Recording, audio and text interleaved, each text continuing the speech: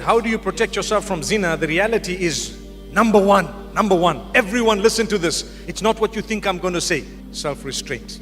Restrain yourself. You can restrain yourself. I mean, I had a 14-year-old come to me not so long ago.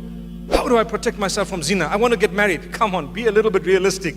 You got to protect yourself. You restrain yourself. Sabr. Come on, your day will come. When we were young, we also used to look at the opposite sex sometimes and think, when will I ever get married? Today, mashallah, we've got children of our own, mashallah. I'm sitting on about 8 children by the will of Allah. So, subhanallah, to be honest with you, you have to protect yourself. That's what sabr is all about. The reward you're going to get is for abstaining from prohibition.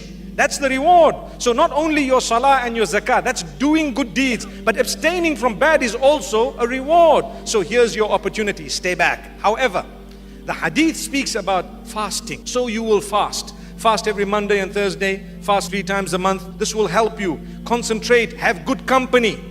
Good company really goes a long way in protecting you from adultery. So what we need to do, subhanallah, is protect ourselves, have good company, read a lot of the Quran, go into lessons, try and expand your religious learning. Watch out how you use your phone. How you use your phone. I want to tell you something sad. Many of us feel we're in love with someone because of the phone. But the person in real life, I've come across so many who've got married as a result. A few have been happy, but a lot say, it's not who I thought it was. You know why?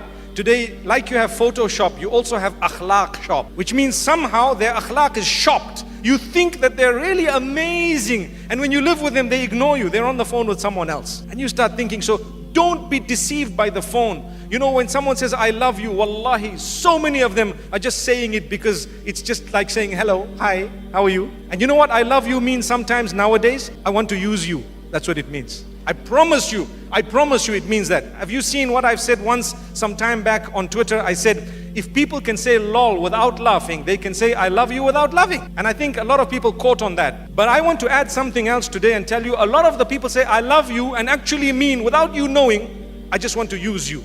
And because women are generally, emotionally, they get more attached. It's sometimes the youth, the young men who are abusing this attachment. So be careful.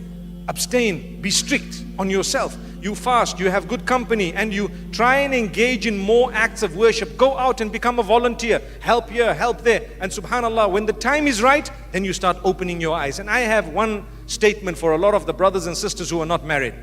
Subhanallah. And that is, before you are married, don't close your eyes onto one person. As tough as that sounds. As tough as it sounds. Once you're engaged, then you close your eyes. Done.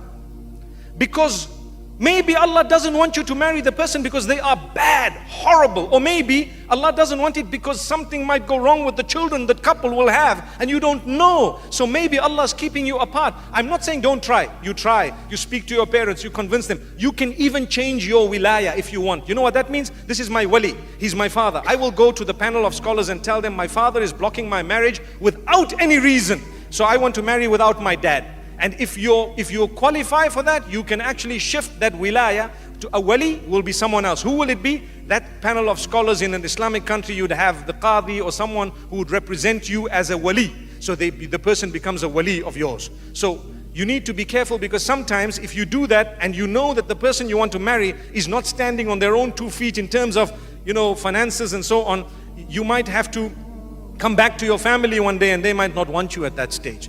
I think most families do take you back, but why should we do that? May Allah subhanahu wa ta'ala grant us ease. So if you want to protect yourself from zina, there are steps. The hadith speaks of fasting and lowering your gaze. Today people watch movies and watch this, and you know what? We see all these tutorials. Hijab tutorials are being watched by the males. I don't know what for. Hijab tutorials. And they forward you and say, did you see this hijab? Is this the camel hump? Brother, there's a hump in your head, man. May Allah subhanahu wa ta'ala forgive us.